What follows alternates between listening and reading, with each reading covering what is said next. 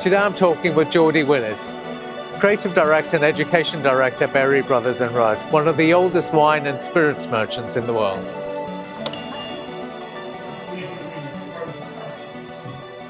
What I'm interested really in is about you and how you got to the business, because I know that your histories in work has been quite diverse. Yeah.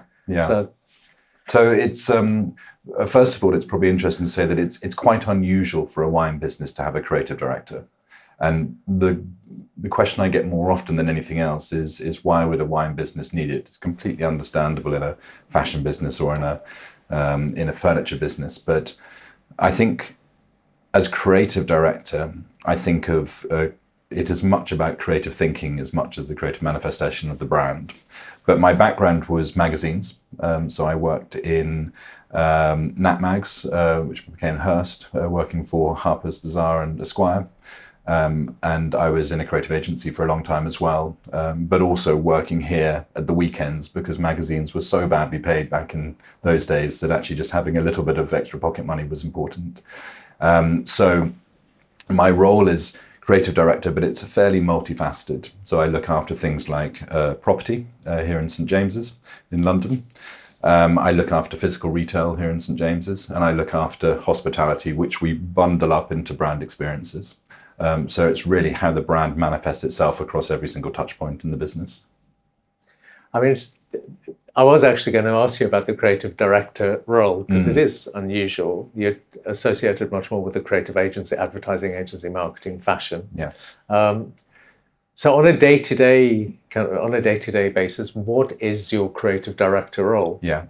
So I think that there are different ways that it manifests itself. For example, we have always as a business been content creators. So for example, we invented the first ever wine magazine back in 1954, and we still have a magazine today. So it might be art direction on a magazine. It might be the spaces that we have around us. So we have 12 buildings here in St James's. We have a fairly large estate, and that estate is broadly very customer facing. Most recently that has been delivered through, for example, a new shop on the corner of St James's Street, a new spirit shop that we've just opened. So the way that the property evolves is very much part of my world, but also I suppose the way that we interact with customers, whether that be through events, both in the building but also outside the building, the way that the brand appears within print, online, social media.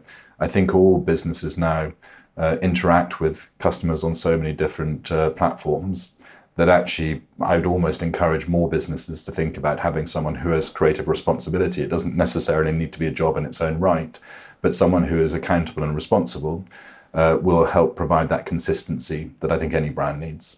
So within that world of creative directorship, I mean, are you looking at the packaging as well as the experience? Yeah, absolutely. So I suppose my first creative director role coming back here in 2012, I was based in Hong Kong before that, was working with Pentagram, a creative agency, to look at a rebrand. Well, I suppose actually it was probably more a brand evolution rather than a revolution, but it was taking what had existed by that point for almost 315 years and start to extract and create or recreate a brand that had almost too much in the archive. It was sort of selective storytelling in so many ways, and we went through this process of brand archaeology to help define the brand or what it could be. John Rudd, who was our chairman at the time, John died a few years ago now, but he said, it was a wonderful brief because he said, you can do whatever you like as long as you don't change the color or the logo. And I said, well, that's not ideal. That makes it a bit tricky.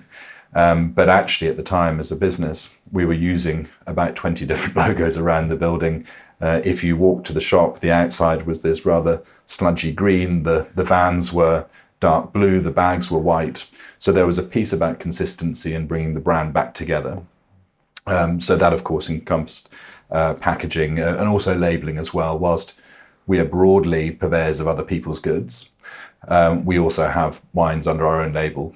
And of course, the bag, as is so often with merchants or retailers, even though we're selling other people's stuff, the bag means a huge amount to people. So, for example, I went to a dinner party the other day and someone turned up with a Berry Brothers bag, and I was surprised to see that the bottle wasn't one of ours. And I didn't say anything at the time, but I did say to someone afterwards, I said, that bottle wasn't bought from us. And they said, we've seen that before. Sometimes people will keep the bag because it gives a different meaning to the present.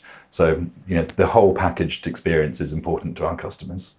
And that's an interesting luxury question. Very interesting luxury question. Does the bag mean more than the product? Yeah. Hopefully not. I think we would stand up to the fact that the packaging and the presentation should enhance the product, but it shouldn't take the place of the quality of the product itself. Sure. But you do often see people carrying shopping bags from other luxury brands, even though they might not have bought anything in the store. Yeah, absolutely. And interestingly, that idea of visibility through colour, whether it's the Tiffany's blue or the Hermes orange or what have you, our colour, which is a very dark green, the reason we came about that is because the shop, and if any of your listeners know the shop, is this rather sort of Dickensian shop front with this bubbled, warped paint on the outside. Because for many, many years we just painted over it. And to get that colour, we found that the best way of doing it was to take a syringe and to extract paint pigment from the many layers of paint. And we went back to the 1920s, which is where the logo came from, which is this wonderful sans serif typeface, very modern typeface in the 1920s and still quite contemporary today.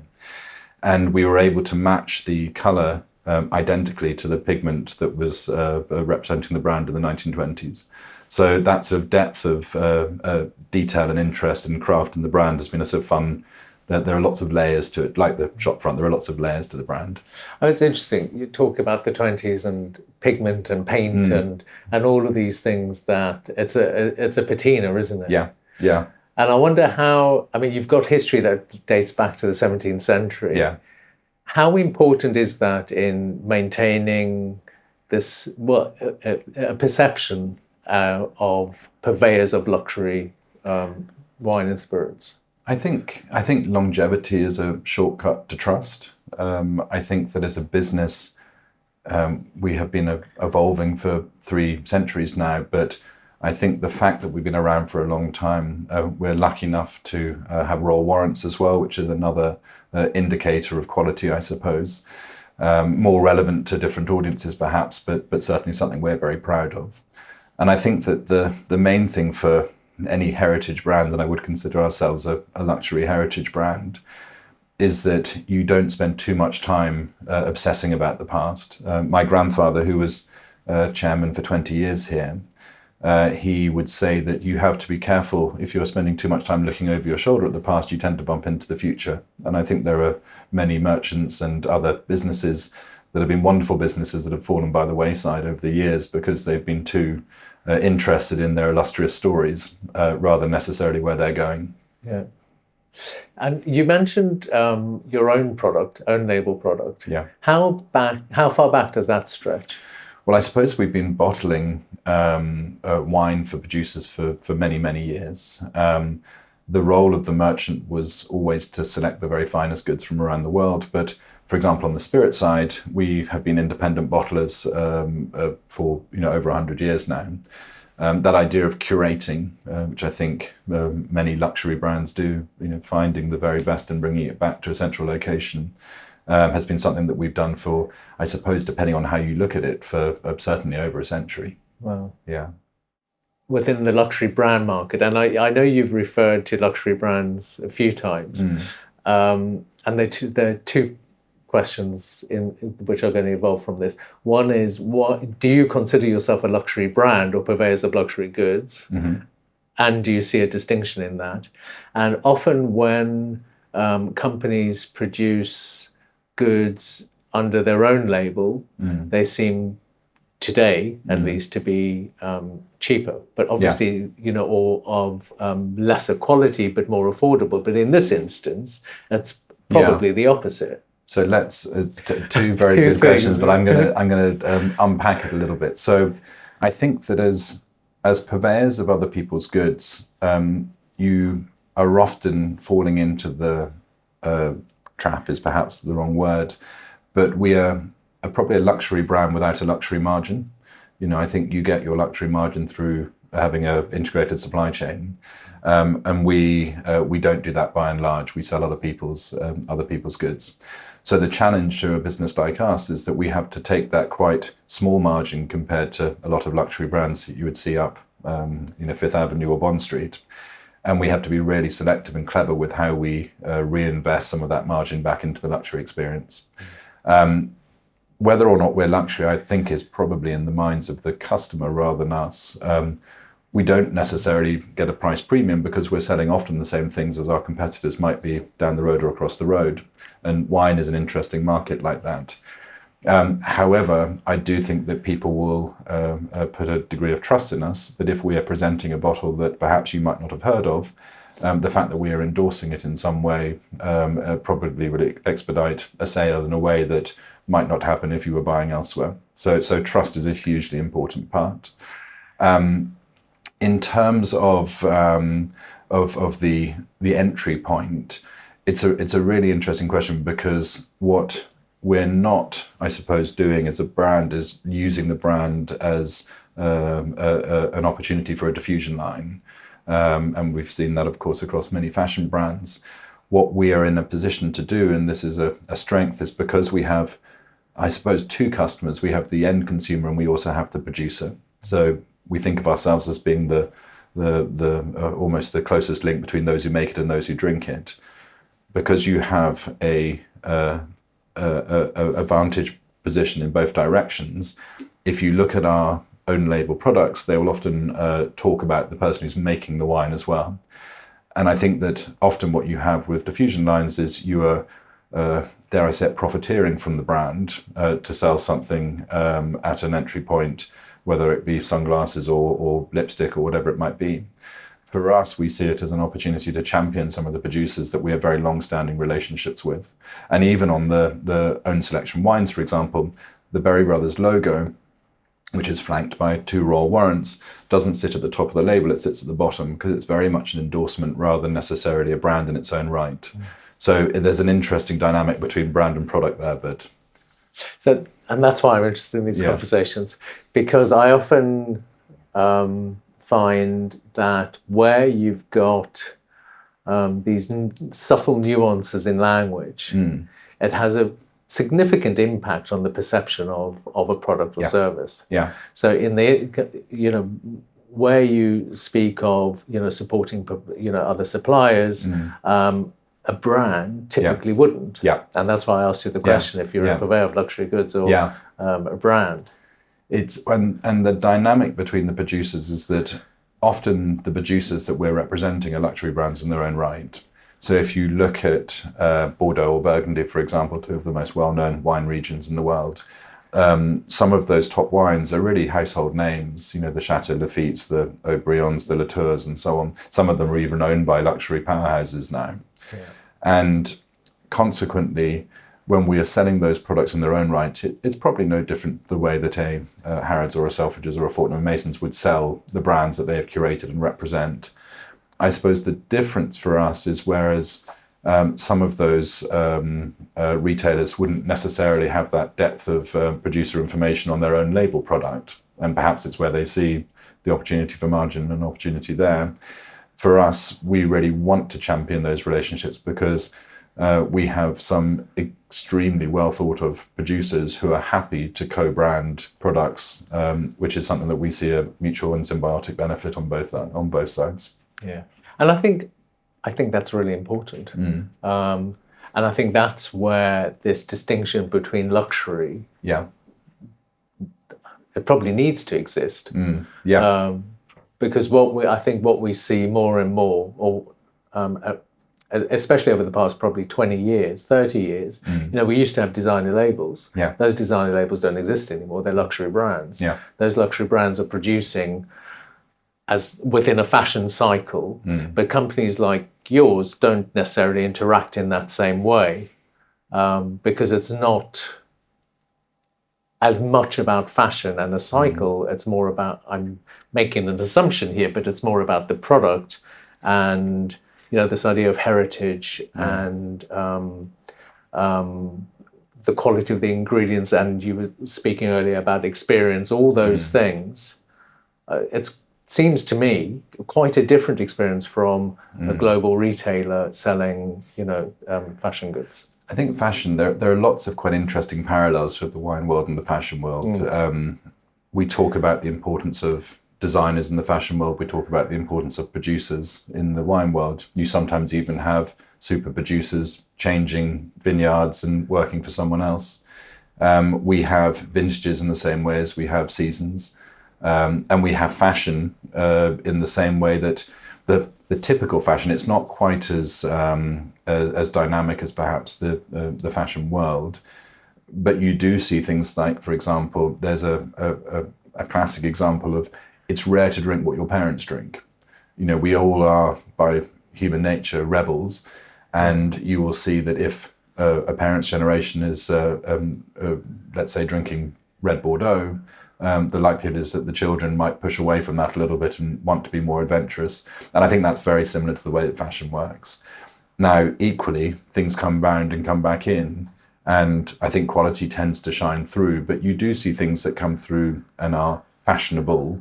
But perhaps you have a little bit more permanence related to quality that continues regardless to the fashions of the day. Yeah, it's interesting because I was reading, and I won't name the wine. I was reading a few articles over the past couple of weeks about a rosé, and apparently, the rosé that everybody was drinking apparently is not the one to drink anymore because there are much better rosés around.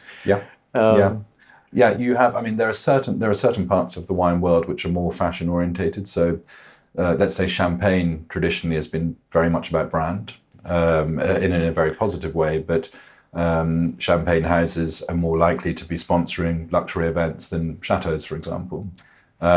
Now, rosé fits into that a little bit because rosé brands are brands in their own right. They often have celebrity owners. They might have more associated brand names rather than Chateau Plume de Maton. They're called something which is more recognizable. Spirits also are perhaps more fashion and brand orientated. And increasingly have opportunities to spend quite significant advertising and promotional sums on promoting and enhancing the brands as well. Speaking of spirits, so Japanese whiskey has become quite popular. Why is and Taiwanese apparently? Why has there been this sudden shift in?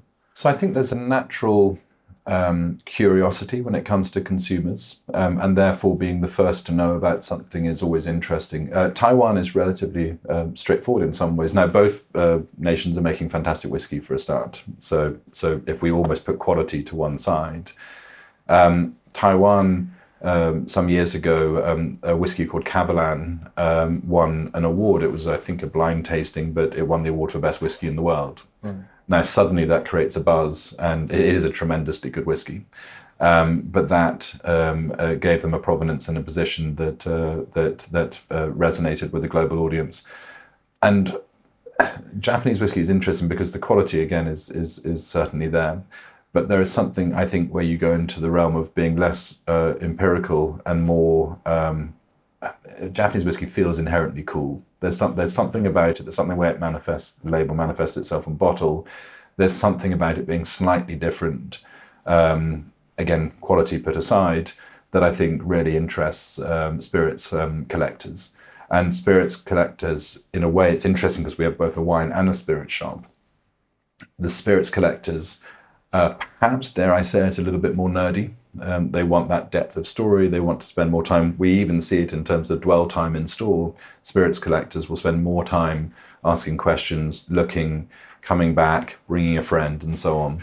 So there is this real sense of curiosity and discovery that comes with spirits. And I think that sense of travel, of exploration, with a Japanese whiskey or a Taiwanese whiskey or a bourbon from the United States, there's a little bit of armchair travel that comes with that, and that breadth of experience and understanding. And I think people recognise that whilst there is wonderful, wonderful whiskey, of course, made in Scotland, and as a Scot, I should be protecting that with all my worth. But at the same time, an avid collector and connoisseur of spirits should have a broader collection than just one particular area of Speyside, for example. Yeah, that's interesting. I mean, it's the same with wine. You know, Yeah. some people. I have a friend of mine who's an avid wine drinker. Yeah.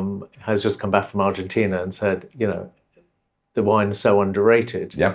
And in probably better than Australian wine. Yeah. It's Well, if that idea of, so firstly, the reason I'm not a wine buyer for the business, I don't get given the responsibility of buying wine, and mainly because I'm a really soft touch. So if I am in Argentina or Italy or France, wherever it might be, the danger for me is that I'm so taken in by the place that if I'm sitting in Mendoza in Argentina and I'm being offered a glass of wine by an incredibly captivating winemaker, then I probably, I have an affinity of that wine that I wouldn't have if I just picked it off a supermarket shelf. But there are always going to be regions that are underrated. And that's part of the pleasure and enjoyment of wine is that sense of exploration. Yeah. We know that there will be value to be found in places that other people aren't necessarily looking, and that's the joy of an independent wine store. Is that the great frustration, I suppose, is that if you know an awful lot about wine, buying wine in a supermarket is quite a clever thing to do because supermarkets have fantastic wine buyers now, far greater than it would have been 20, 30 years ago. If you know nothing about wine, then an independent wine merchant is the right place to be.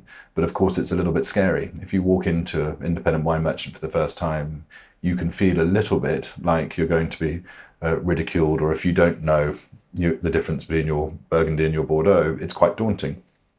Probably a little bit like walking into a tailor on Savile Row when you've never bought a suit before.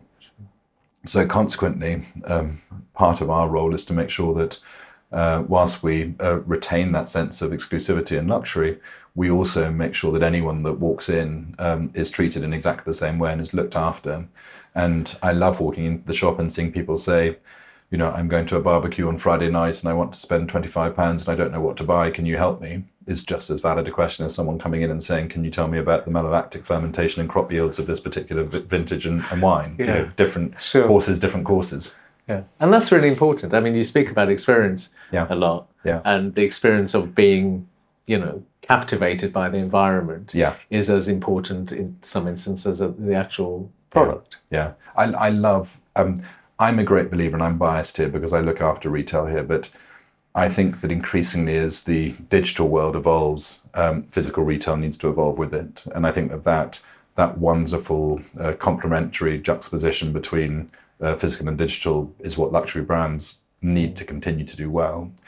And we see, for example, a lot of tourists in market here. So a lot of customers coming into the shop for the first time may have heard about us many, many miles away, but have almost made a pilgrimage to come here and to buy wine or spirits here. And I think that sense of exceptional service delivered through physical spaces is something that it's really hard, to my mind at least, to claim a position of a luxury brand without being able to offer a physical luxury experience as well. Whatever that might look like, and we're different for different brands, of course, but I love seeing customers standing with salespeople or shop teams and interacting and asking questions and doing all of those things that we've been doing for generations. Yeah, I agree. I think especially within the luxury world, Yeah. the environment is incredibly important. Yeah. And you can't buy luxury online. It's a different experience. Yeah. And it's interesting because we have a website. We had a very early website. We had a website that launched in 1994, which is very, very That's early. early. Yeah. Sort of Amazon and Google came along after us in some respects. But CompuServe in those days, wasn't it? yeah. But we recognized at the time that they had to work together. And I suppose in our world, that role of technology is as much about, utilizing technology to make us more human. And I think that's sometimes something that brands get wrong. And if you can make that digital experience seamless, and that's often with education, again, I would question if you are buying a beautiful cashmere jumper actually the depth of knowledge you need about that particular item of clothing. No, it may be satisfying to know, the level of production and where it was made and who made it and so on. However, with wine, there's a narrative that goes with every single product, and it talks of vintages, it talks of families, producers. Most of the winemakers we work with, for example, are family businesses, and they all have individual stories to tell as well. Yeah, you see, so that to me, again, I keep going back to this distinction because I suppose my battle is creating those really important distinctions, because yes, you can go into well, firstly, I think luxury's been consumed by fashion. Yeah. And luxury for me is not about fashion. Yeah, typically.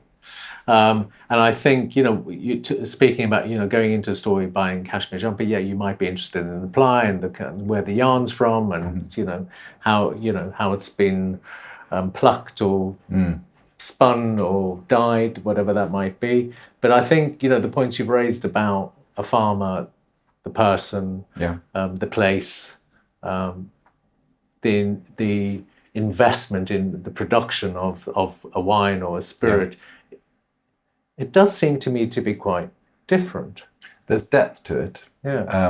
And there is a huge variety when it comes to producers. So you might be in, I don't know, in the Napa Valley, and there might be an extraordinary, very high tech, almost James Bond layer of a winery out there producing wonderful, wonderful wine. Or you might be in Burgundy, where a producer is working with their son and their daughter on just a couple of rows of vines and creating something extraordinary. And the difference between the two, from a distance, you wouldn't tell. You're just looking at two bottles. Whereas I think when you start to look at those stories, when you start to understand the work that goes in, and you can't just sub out a producer with someone else because it's cost efficient. We look at representing these producers where often we've represented them for generations. We have great relationships with producers where we're acting not as an official advisor, but there's a constant dialogue and conversation to help us learn, but to help them learn as well. One of the things I love is that if you imagine, let's say we work with 300 producers or thereabouts. If we have a young first generation producer working in the Alsace and they're trying to do something around irrigation that is novel, we might know a producer in California who's been doing it for 2 generations. So we can then connect those producers together and say, well, is there a mentoring system that could work there? So there is this, almost as a merchant, we are a sort of nexus between these different brands, and we can connect not just through a central location, but we can create these multitude of connections between the producers that we represent.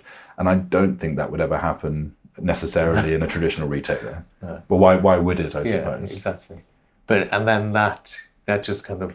It just reinforces. Exactly. Reinforces those relationships. And, they're great friendships as well. We have, producers that I look back at, and I might be sitting in a chateau in Bordeaux, and I know that the grandmother of the wine producer sat in the same room with my grandfather, talking about probably the same topics of whether the weather was looking good and when they were going to be picking the grapes. There's something wonderful about the longevity of winemaking, whilst it's far more technical than perhaps it would have been a generation or two ago. Still, ultimately, it's taking wine or taking grapes and turning them into wine. There is this alchemy that happens in the bottle, which is exactly the same as it was, 100 years ago. Yeah, and that experience, I think you'd also probably find in the old tailors on Savile Row. Yeah. Or maybe Loch next door. Yeah. Yeah. And those are the things that I think are incredibly important. I mean, the history, your 8th generation of a family who's been here since 48 or something. 1698. 1698. Oh, nearly. It sounds quite grown up when you say it like that, doesn't it? Yeah, it does. It's. I mean, the family side. I think that family businesses are. I mean, fascinating. We could talk for another 5 hours about family businesses and dynamics. We're very lucky because we have 2 families. Yeah. And I often get asked how do you survive for as long as you have done? And one of the great pleasures for us is because the Rudds, who arrived in the 1920s, we're quite different characters as two families, but we've always worked very closely together and very interconnected, almost like cousins rather than completely separate families. My grandfather's best man was John Rudd. My grandfather's godson was Edward Rudd. There's a lot of cross-pollination there. Yeah. But you do make decisions in a different way because the decisions that we're making are taking into consideration future generations. And again, whilst there's great pleasure in looking backwards and celebrating some of the stories of the past, and we hope that we're great storytellers as well as business people, we're constantly thinking about how do you ensure that a business like ours doesn't just survive for another 325 years, but how do you thrive for 325 years? And in many ways, the way I look at the business now, and part of my role is about new ventures as well, is how do you behave like a 325-year-old startup? And that dynamic of trying new things, knowing where to be brave, knowing where you need to hunker down, all of that, if we kept on doing what we did when we started, you may know, started the business as a coffee merchant. Yeah. So evolution and change is very much part of our nature, and the only way a business like ours remains relevant for over 3 centuries is by constant change and adapting. And someone asked me during the pandemic, how do you deal with something like a pandemic? And I said, well, if we go back to the origins of the business, we were only 30 years after the plague. The London in 1665 was I said that was in a generation of understanding these things. So you do oscillate with wars, pandemics, famines. The world. What was it Mark Twain said? That history doesn't repeat itself, but it often rhymes. Yeah. You have learnings there, and if we can take those learnings into the future, then I think we're probably in a good position. You mentioned the internet, 1994. How has technology impacted on the way you operate? I think it continues to impact us in a positive sense. I think that the bit that we are spending a lot of time on at the moment, which sounds a little bit late, but I don't think it is about CRM, so the way we look after our customers. If we go back 100 years, we had fewer customers, and therefore knowing them well was something that was almost intuitive as a business. Nowadays, we have hundreds of thousands of customers, and therefore how do you know customers as well as you want to, and all of those nuances of what they like, what they don't like.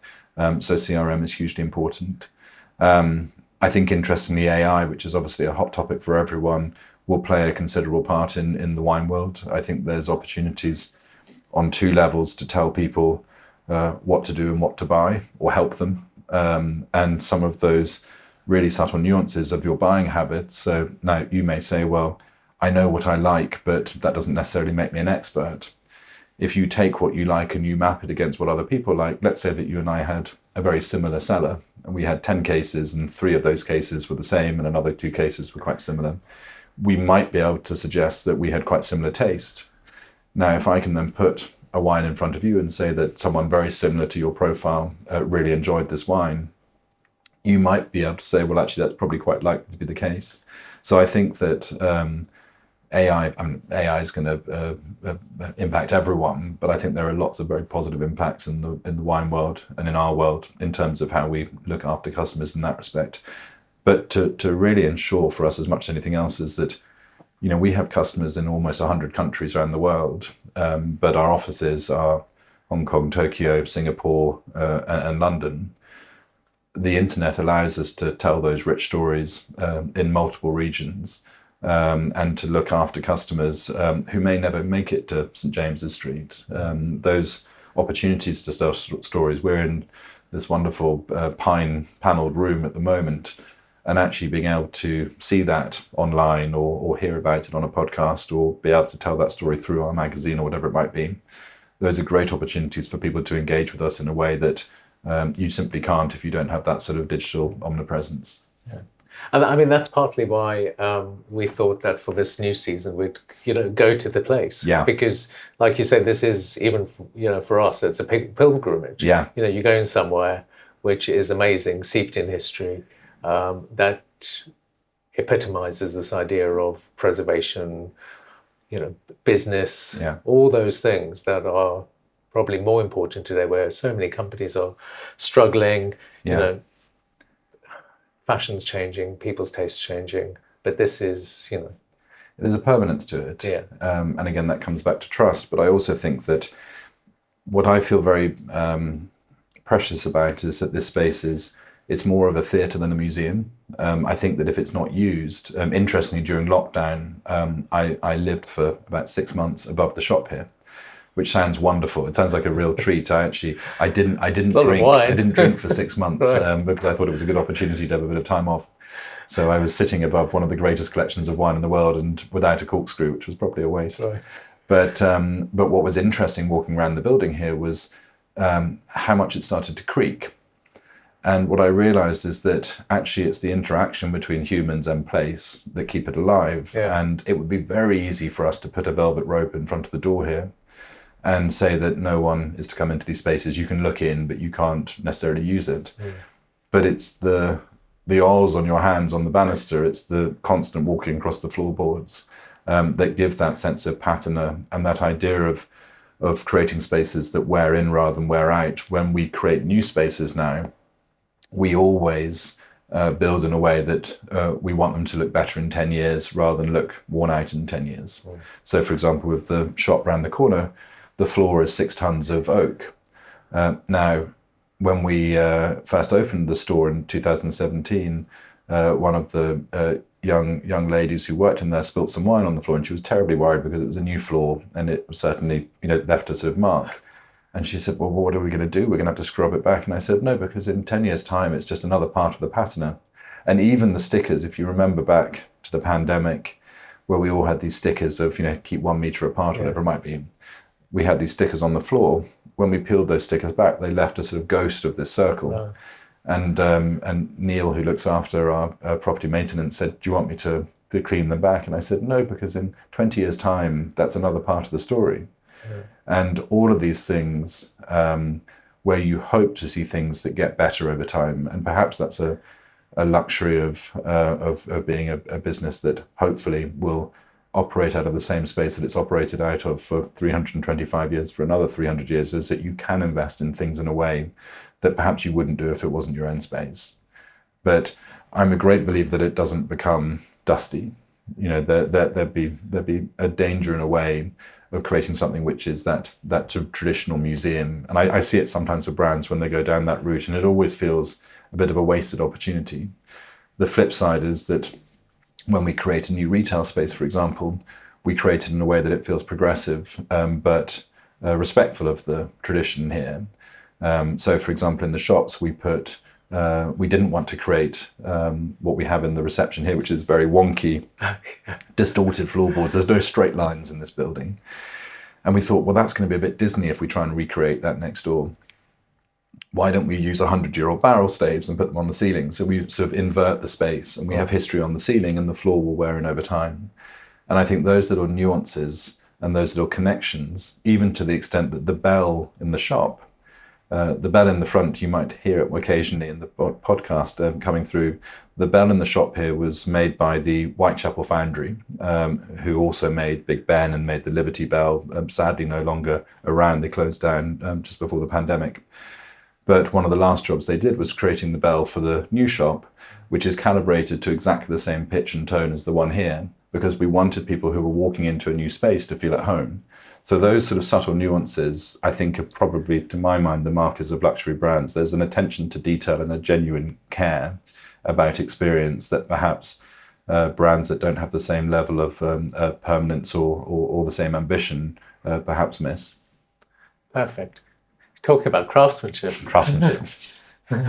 That's a perfect lead into. So, that is what it is, isn't it? What is craftsmanship? What does craftsmanship mean to you then? I think craftsmanship for me, it's so easy to talk about it in the sense of wine and spirits. So in a way, we can almost sort of park that, because there is something which is beautifully handmade when it comes to wine and spirits, and the human intervention there, that attention to detail, the artistry, the mastery, I think is a huge part of what you're buying into as a brand.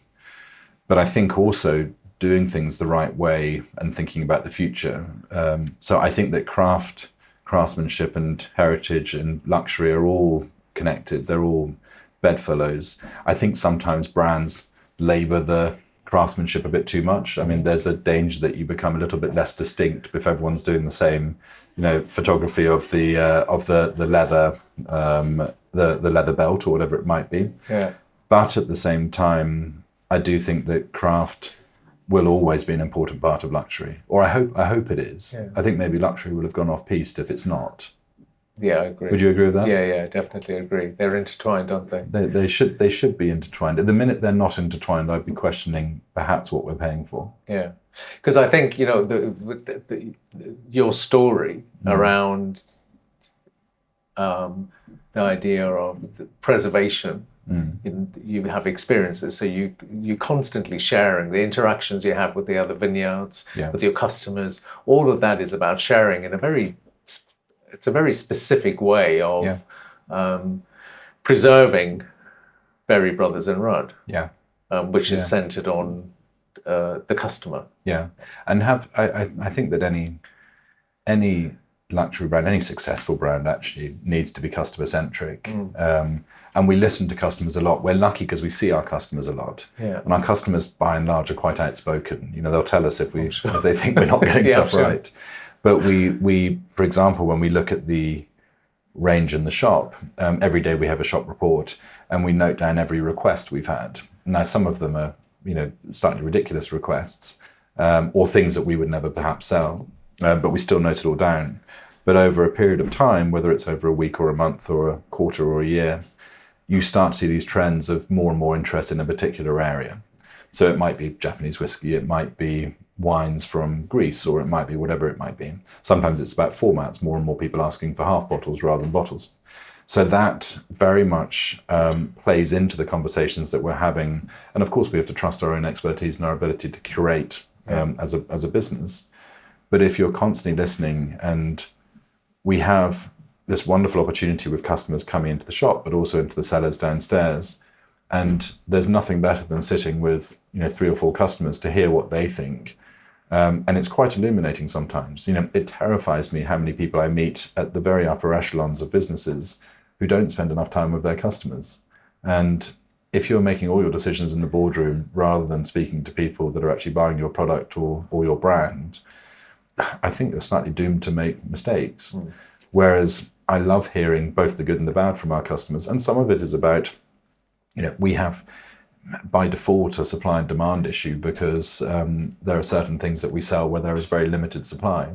And actually coming in with a large amount of money doesn't necessarily get you to the front of the queue. In fact, it doesn't. So that's probably not dissimilar to whether it's a Birkin bag in Hermes or whether it's a certain Ferrari. You have to show loyalty and buy up through the range.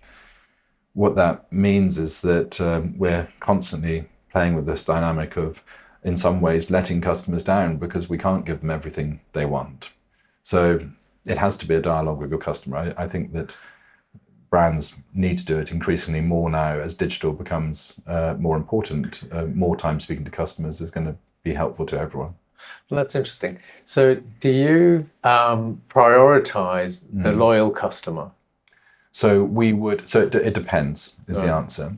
But let's say you have a very limited supply of a certain product. That would be offered on allocation. Right. And that would be offered to customers who have perhaps bought that particular wine, because that's what producers want to see as well. That they want someone who is going to have a wine that they have a genuine love for. Right. Ideally that they are opening and drinking themselves. And that is what a producer wants to see, is someone who is a passionate fan of their product. So from that respect, some of these wines are produced in very, very finite qualities. So something like Chateau Lafite might be producing 20,000 cases a year, actually it's quite a lot.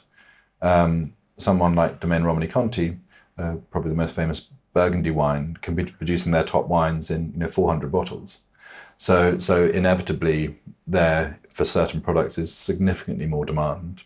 And we tend to do it based on the customers that have been with us for a long time, and not just loyalty. It's not necessarily about spend, because I think that that's probably slightly less comfortable, but a customer who has interacted with us on multiple levels. So someone who, for example, stores wine with us that has celebrated, their anniversary or birthday downstairs in the cellars, who has come to some of our wine school events, who buys in spirits and wine.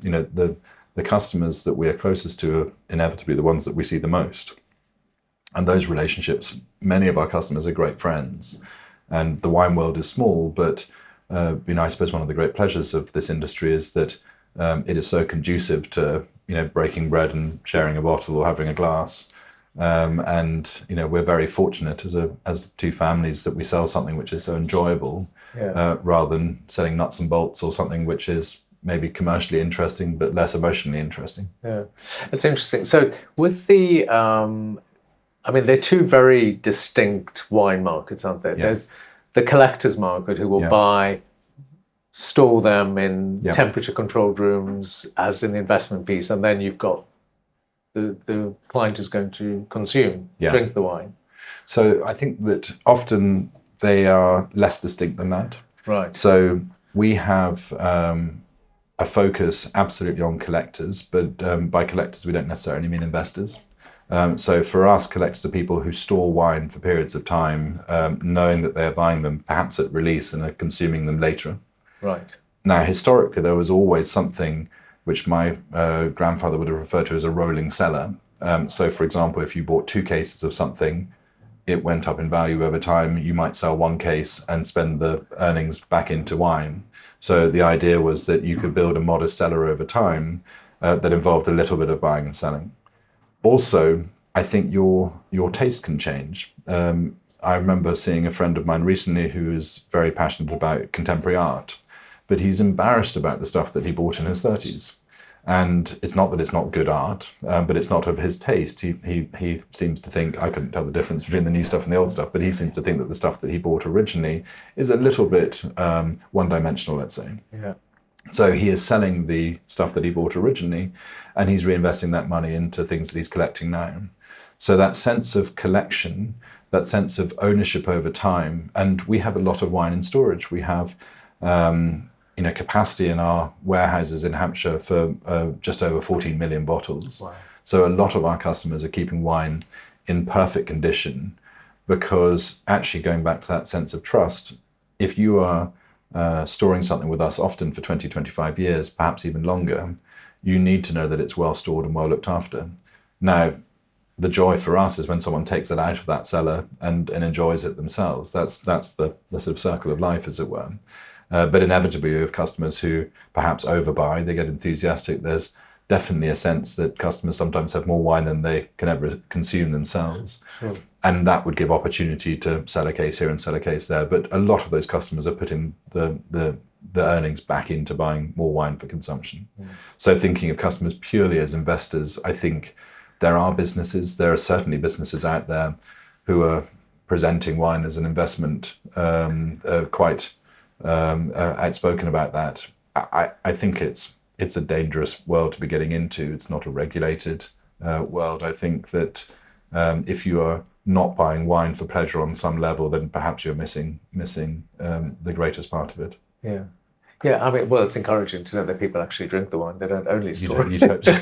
You'd hope so. And where's the fun of it if you're not drinking it? Well, exactly. I wanted to ask you about sustainability and regenerative farming. Yeah. And how that impacts on the business, and what your views were on that, because it's becoming such an important part of our lives. Hugely important. It's interesting. We are fortunate enough to have just been awarded the King's Royal Warrant. And what's interesting about that process, I'm the grantee of that warrant and have been through the process of applying for warrants in the past. The focus now from the Palace on sustainability is really exciting. And quite simply, businesses that aren't doing everything they can to forward sustainable initiatives really will be falling behind. For us, we're a founding member of the Regenerative Viticulture Foundation. We believe that Our job is not to convince our producers, because most of our producers are already on the journey. We're lucky that we work with, as I said, family businesses often who are thinking about next generation. But we can illuminate some of the topics that are surrounding that area and also connect people together as well.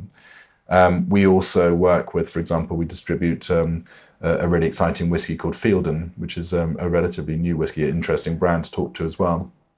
And they are passionate about heritage grains and regenerative farming from a spirits point of view, because they want real visibility of the grain that they are putting into their whiskies, because their belief is that quality comes not just from the barrel and the storage and the whiskey making, but also from the fields and the grains that it comes from in the first place. So they, if you look at their fields, rather than a sort of monoculture of grain at exactly the same height and exactly the same color, they have these wonderfully eclectic heights of grains and clover running through them and so on.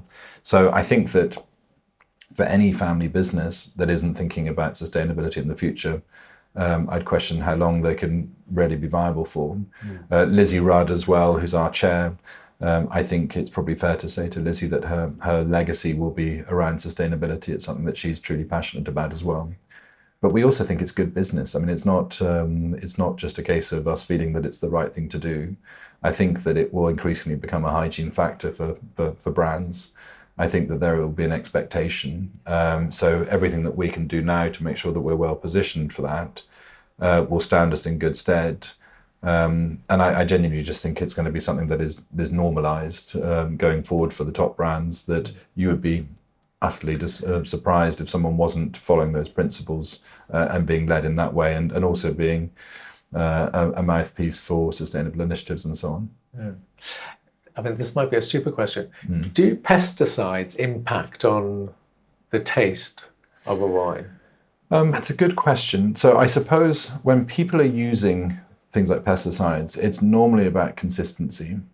So for example, if you are being faced with something like mildew, for example, and remember some farmers have tiny little crop holdings, and if your entire harvest is going to be wiped out, there's a huge emotional tie there, and there's a commercial requirement there.